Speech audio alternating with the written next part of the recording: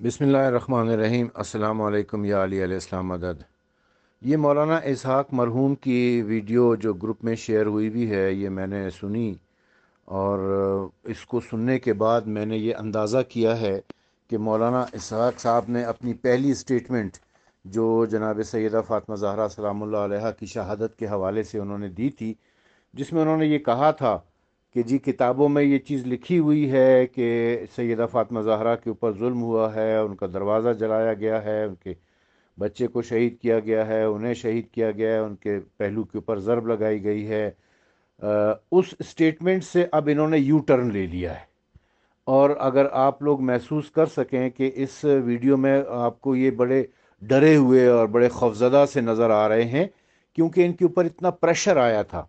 ये स्टेटमेंट देने के बाद उनके ऊपर इतना प्रेशर आया वहाबियों की तरफ से, नासबियों की तरफ से, खारजियों की तरफ से, देवबंदियों की तरफ से, और इन्हें कत्ल की धमकियां भी दी, जिसमें वो खुद अब ये कह रहे हैं कि जी मैं किसी से डरता नहीं हूँ, मैं सच बात कहता हूँ। तो वो ये अल्फाज बता रहे हैं कि वो इंतहाई खौफज़दा हैं, इंतहाई डरे हुए हैं। उन्हें कत्ल की धमकियां दी गई थीं और उन्हें मजबूर किया गया था कि वो अपनी पहले वाली स्टेटमेंट की वजाहत करें और अपने पहले वाली स्टेटमेंट का इनकार करें। अगर कोई मुनसिफुल मिजाज शख्स उनकी इस वीडियो को बगौर देख ले तो ये बात समझ आ जाएगी। अच्छा, अब इसके अगर ये ज़िंदा होते तो मैं इसी वीडियो के हवाले से कुछ मारूज़ात, कुछ गुजारिशात मौलाना इसाक की खिदमत में पेश करता। जो पहला उनका एतराज़ हुआ है वो उनका ये कहना है कि सुलैम बिन कैस अल हिलाली की जो किताब है वो मौजू है, यानी वो जाली है, वो गढ़ी हुई है, और अब्बान ने जो है ना उसे खुद गढ़ा है या सुलैम ने उसे गढ़ा है। तो मौलाना की खिदमत में ये अर्ज़ है कि मौलाना साहब, इस किताब की तायीद इमाम ज़ैनुल आबिदीन अलैहिस्सलातु वस्सलाम ने भी फरमाई है और इस किताब की तायीद इमाम जाफ़र सादिक अलैहिस्सलाम ने भी फरमाई है। आइम्मा ताहरीन की जिस किताब को तायीद हासिल हो जाए उसे गढ़ा हुआ कहना या उसे मौजू कहना, जाली कहना अहमकाना बात हो सकती है, दानिशमंदाना बात नहीं हो सकती है।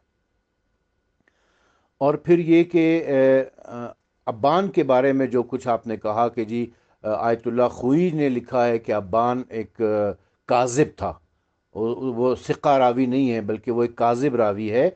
तो मौलाना साहब, आप अच्छे तरीके से जानते हैं, आप अहले इल्म में शुमार होते हैं, आप अच्छे तरीके से जानते हैं कि आयतुल्लाह खुई ने ये बात कि अब्बान काज़िब था अपनी तरफ से नहीं की है, बल्कि उन्होंने फरीक मुखालिफ का स्टेटमेंट कोड किया है।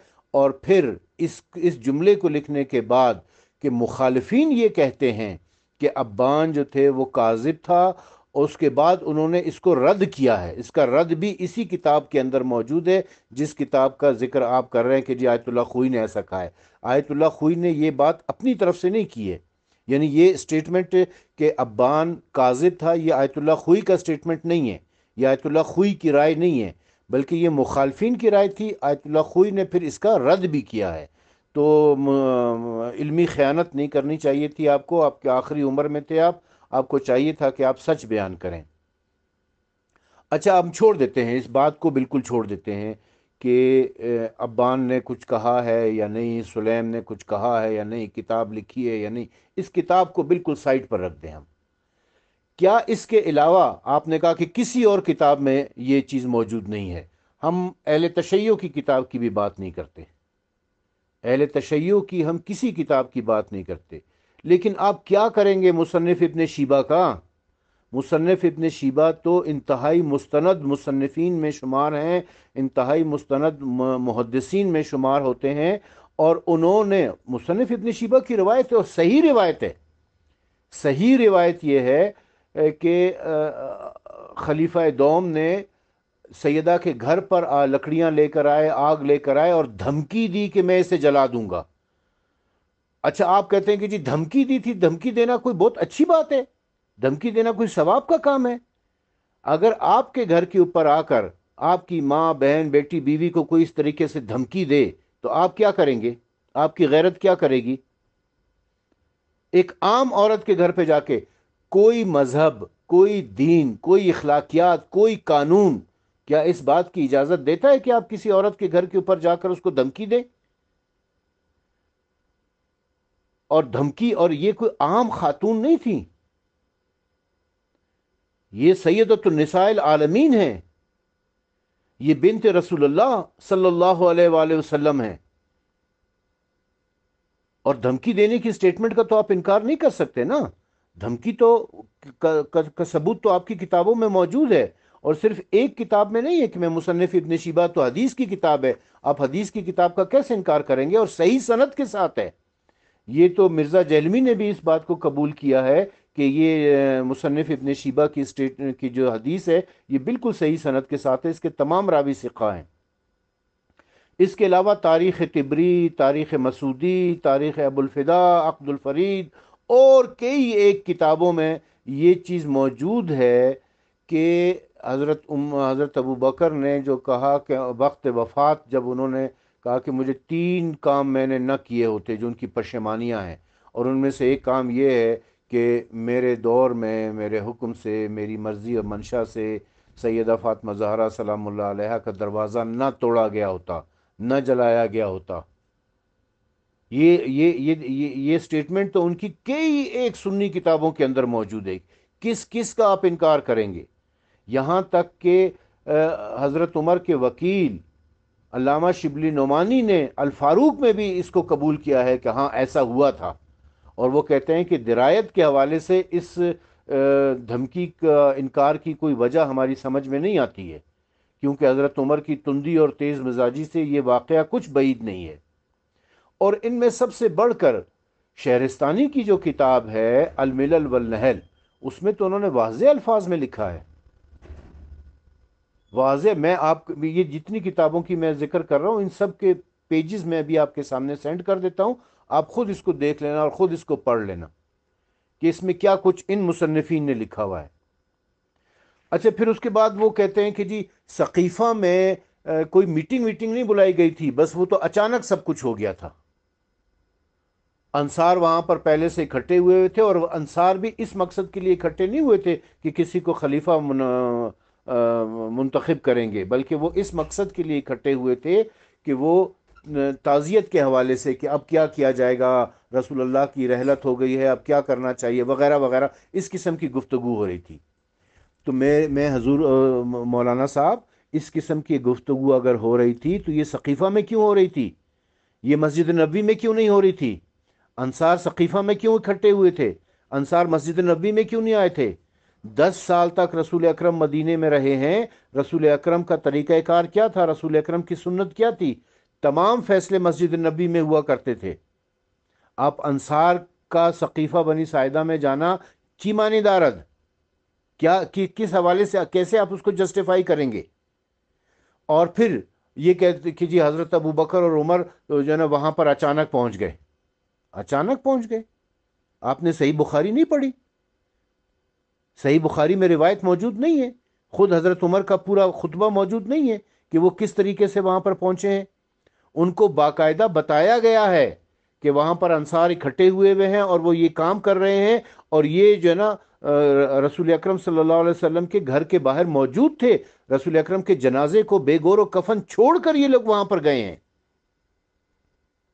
آپ جتنی وکالت ان کی کر رہے ہیں، اتنی تو ان کی اتنی وکالت تو اور بھی کسی نے نہیں کی ہے۔ آپ مطلب ان کو خود بھی اگر یہ پتہ چل جائے کہ آپ ایسی ایسی باتیں کر رہے ہیں تو وہ بھی حیران ہوں گے کہ یار ہمارا تو کوئی ایسا ارادہ نہیں تھا، ہم تو اچانک نہیں گئے تھے، ہم تو ایک پلان کے تحت گئے تھے، ہمیں تو آ کے خبر دی گئی تھی، ہمیں تو بتایا گیا تھا۔ میں تو ایک بات اور بھی آپ سے کہتا ہوں کہ ان کو تو لشکر اسامہ میں جانا چاہیے تھا، رسول اکرم نے نہیں کہا تھا، ان کا نام لے کر نہیں کہا تھا کہ تم لوگوں نے لشکر اسامہ میں جانا ہے؟ یہ مدینے میں موجود کیوں تھے؟ ان کو تو لشکر اسامہ میں ہونا چاہیے تھا۔ اچھا، لشکر اسامہ میں نہیں گئے، اور اس کے بعد جو لانتیں آئی ہیں، رسول اکرم صلی اللہ علیہ وسلم کی احادیث موجود ہیں اس حوالے سے، آپ کے فرمودات موجود ہیں کہ جو لشکر اسامہ میں نہیں جائے گا اس پر اللہ اور اس کے رسول کی لعنت ہوگی، اور ان کے نام لے کر کہا تھا کہ آپ لوگوں نے لشکر اسامہ میں جانا ہے، اور یہ نہیں گئے۔ اور پھر اگر یہ سقیفہ چلے گئے تھے اور وہاں پر ایسے حالات تھے جیسے کہ مولانا اسحاق صاحب بیان کر رہے ہیں، تو مولانا صاحب میں آپ سے یہ پوچھتا ہوں کہ کتنا اچھا ہوتا کہ حضرت ابو بکر اور حضرت عمر وہاں پر جا کر کہتے کہ اے ہمارے انصار بھائیوں، تم لوگ یہاں پر کیا کر رہے ہو؟ تم یہاں پر کیوں اکٹھے ہوئے ہو؟ کیوں نہیں رسول اکرم کے جنازے میں چلیں؟ یہ تم کیا خلافت کی باتیں کر رہے ہو؟ چلو پہلے رسول اکرم کے جنازے میں شریک ہوتے ہیں، ان کے غسل کفن میں شریک ہوتے ہیں، ان کو دفنا کے پھر ہم آپس میں مل بیٹھ کر سارے اس بات کا فیصلہ کر دیں گے۔ وہاں پر گتم گتا کیوں ہوئے؟ وہاں پر گالم گلوچ کیوں ہوئی؟ وہاں پر ایک دوسرے کو دھکم پیل کیوں ہوئی؟ کیا یہ بہتر طریقہ نہیں تھا مولانا صاحب کہ یہ لوگ ان کو جا کر کہتے کہ ہمارے انصار بھائیوں، یہ وقت ان باتوں کا نہیں ہے، یہ وقت اس چیز کا ہے کہ ہم لوگوں کو جنازے میں شریک ہو جانا چاہیے، اس معاملات کو ابھی چھوڑ دو، چلتے ہیں رسول اکرم کے جنازے میں شریک ہوتے ہیں۔ ان کے غسل کفن دفن کے بعد جو 3 دن کی تعزیہ داری ہوتی ہے، اس کے بعد ہم بیٹھیں گے مسجد نبوی میں، کیونکہ رسول اللہ بھی سارے مسجد نبوی میں فیصلے کیا کرتے تھے، وہاں پر بیٹھ کر ہم فیصلے کریں گے، اور رسول اللہ کے خاندان والوں کو، ان کی اہل بیت کو بھی بلا لیں گے، ان سے بھی مشورہ کر لیں گے۔ یہ اچھی بات نہیں تھی کیا مولانا صاحب؟ ایسا کیوں نہیں کیا انہوں نے؟ اس کو آپ کیسے جسٹیفائی کریں گے؟ کیا اس کے بارے میں آپ کے پاس کوئی جسٹیفیکیشن ہے؟ اگر آپ زندہ ہوتے تو میں ضرور آپ سے پوچھتا۔ پھر ایک بات اور جو میں آپ سے کہنا چاہتا ہوں کہ علی علیہ السلام، آپ کی صحیح بخاری میں لکھا ہوا ہے نا، صحیح بخاری کی روایت ہے کہ 6 مہینے کے بعد علی علیہ السلام نے ابو بکر کو پیغام بھیج کر بلوایا کہ آپ آ جاؤ میرے پاس، میں آپ سے گفتگو کرنا چاہتا ہوں، اور اپنے ساتھ عمر کو لے کر نہ آنا۔